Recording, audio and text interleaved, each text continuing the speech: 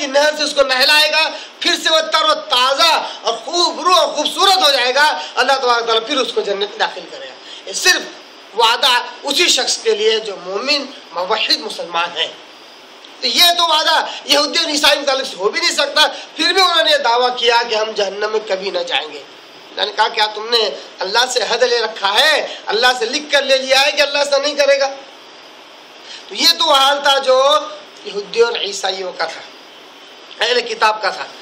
ہم جس طرح اس آیت کو آج کے حالات اور امت محمدیہ کے حالات کے تناظر میں سمجھ رہے ہیں، تو آئیے اس آیت کو بھی امت محمدیہ کے تناظر میں سمجھتے ہیں۔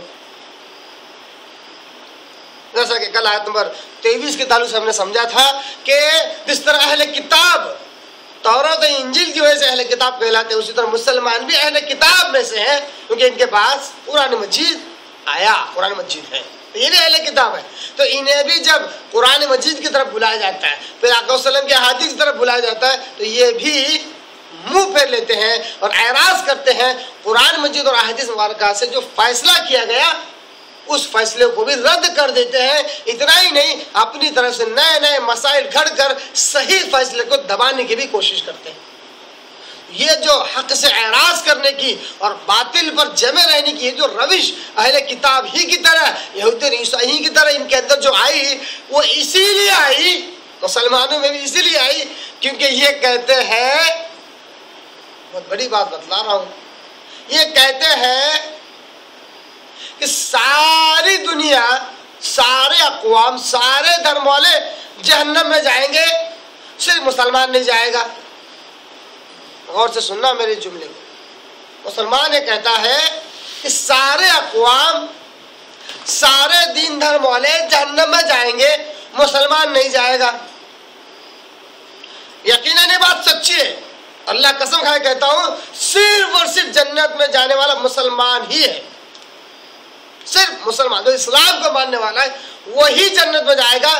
باقی کسی بھی دین دھرم کا ماننے والا کیوں نہ ہو، کتنے بھی اچھے اعمال کیوں نہ ہو، اس کے لیے جہنم لازمی ہے، وہ کفار کے درجے میں آتا ہے۔ مگر اس جملے میں یہ تبدیلی ہے کہ مسلمانوں میں سے بھی لوگ جہنم میں جائیں گے۔ جیسا کہ کچھ دیر پہلے میں نے کہا، اہل سنہ والجماعہ کا عقیدہ میں نے آپ کہہ کے رکھا، مسلمانوں میں سے بھی لوگ جہنم میں جائیں گے، مگر لوگ اس عقیدے کو رد کرتے ہیں اور کہتے ہیں مسلمان جہنم میں جائے گا ہی نہیں، مسلمان جہنم میں جائے گا ہی نہیں۔ یا پھر اگر کہیں کہ جائے گا بھی تو ایک نہ ایک دن، کیا کہتے ہیں، صرف مسلمان لفظ کے اوپر کہتے ہیں، ایک نہ ایک دن اپنے گناہوں کی سزا پا کر پھر جنت میں داخل کر دیا جائے گا اسلام کی برکت سے۔ جبکہ اس عقیدے کی بھی درستگی چاہیے۔ یہ اصول ایسا نہیں جس طرح بیان کیا جا رہا ہے۔ مسلمانوں میں سے بھی ایسے مسلمان ہوں گے جو ایک بار جہنم میں ڈال دیے گئے، ابدالآباد جہنم میں رہیں گے، کبھی وہاں سے نکالے نہیں جائیں گے۔ جس طرح کفار کے تعلق سے، جس طرح یہودی، عیسائی، ہندو دھرم اور دوسرے ادیان کے تعلق سے عقیدہ ہے کہ وہ ایک بار جہنم میں جائیں گے تو خالدین فیہا ابدالآباد چلے جائیں گے، اسی طرح مسلمانوں میں بھی ایسے مسلمان ہوں گے جو ایک بار جہنم میں ڈال دیے کبھی نکالے نہیں جائیں گے۔ اس کے لیے شرط یہی ہے کہ وہ اگر شرک میں ان کی موت ہو گئی، جو کہ کبیرہ گناہ ہے، اکبر الکبائر ہے، تو ایسا مسلمان جو شرک کی حالت میں مرا وہ ابدالآباد جہنم میں جائے گا، کبھی نکالا نہیں جائے گا۔ تو گویا کہ اللہ تبارک تعالیٰ کی یہ جو شرط ہے کہ تم میرے پاس میری ملاقات کرو موحد ہو کر، یہ مسلمان کے تعلق سے بھی ہے اور سارے ادیان کے تعلق سے بھی ہے۔ دوسرے ادیان والے اگر موحد ہیں تب بھی ان کی توحید قبول نہیں کی جائے گی جب تک کہ وہ اسلام قبول نہ کر لیں اور محمد مصطفیٰ صلی اللہ علیہ وسلم کو آخری نبی اور آخری رسول نہ مان لیں، ان کی توحید کام نہیں آئے گی۔ وہ مسلمان کے تعلق سے اس کے بعد اسلام ہے، اس کے بعد اللہ ہے، اس کے بعد رسول ہے، وہ سارے ایمان و عقائد رکھتا ہے۔ اگر یہ عقیدہ نہیں رکھتا ہے کہ شرک کی حالت میں مرا تو عبدالآباد جہنم میں جائے گا، تو یہ عقیدہ اس کا بگڑ جاتا ہے۔ مسلمانوں کو عقیدہ رکھنا چاہیے کہ مسلمان اگر شرک کی حالت میں مرتا ہے تو عبدالآباد اس کا جہنم ٹھکانہ ہوگا۔ اگر مسلمان شرک کی حالت میں نہیں مرتا ہے، چاہے کتنے بھی گناہ ہو، جیسا کہ میں نے ترمذی کی حدیث کے مطابق آپ کے آگے رکھا، چاہے کتنے بھی گناہ ہو سکتا ہے اگر جہنم میں ڈالا جائے تو ایک نہ ایک دن اللہ تبارک تعالیٰ کے فضل و کرم سے، اللہ کی رحمت سے وہ جہنم سے نکال کر جنت میں ڈالا جائے گا، صرف اور صرف توحید کی بنیاد پر۔ آج مسلمانوں میں بھی یہی دعویٰ ہے، اتنے مسلمان آپ کو ملیں گے نہ صرف گاؤں کھیڑے میں بلکہ بڑے بڑے شہروں میں بھی، جن کا یہ دعویٰ ہے کہ مسلمان کچھ بھی کر لے ایک نہ ایک دن جنت میں جائے گا۔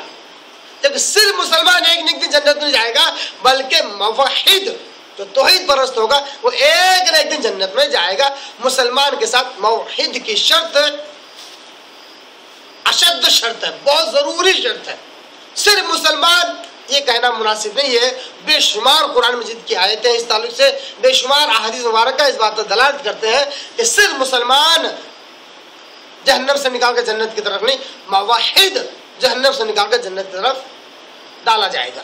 تو مسلمانوں نے بھی عقیدہ رکھا، یہ دعویٰ کیا کہ ہم کو بھی لن تمسنا النار الا ایاما معدودہ، مسلمان بھی آج دعویٰ کرتا ہے کہ ہمیں جہنم کی آگ نہیں چھوئے گی الا ایاما معدودہ، مگر گنتی کے چند دن۔ وہ گنتی کے چند دن کیا ہے؟ یہودیوں کے پاس کچھ تھے، بعض یہودی کہتے صرف 7 دن، بعض یہودی کہتے تھے کہ صرف 40 دن، بعض یہودی کہتے تھے کہ ایک وقت مدت ہوگی، اس کے بعد اللہ تبارک تعالیٰ ہمیں نکال کر ڈال دے گا جنت میں، اس کے بعد ہمارے بعد جو قومیں آئی ان کو جہنم میں ڈال دیا جائے گا۔ جبکہ یہ ان کے دل کی گھڑی ہوئی بات تھی، انہوں نے اپنی مرضی سے بات گھڑی، اللہ کے نام پر گھڑی، دین کے نام پر گھڑی۔ اب جو اپنے دل سے جو باتیں گھڑے گا اس کے لیے کوئی دلیل نہیں۔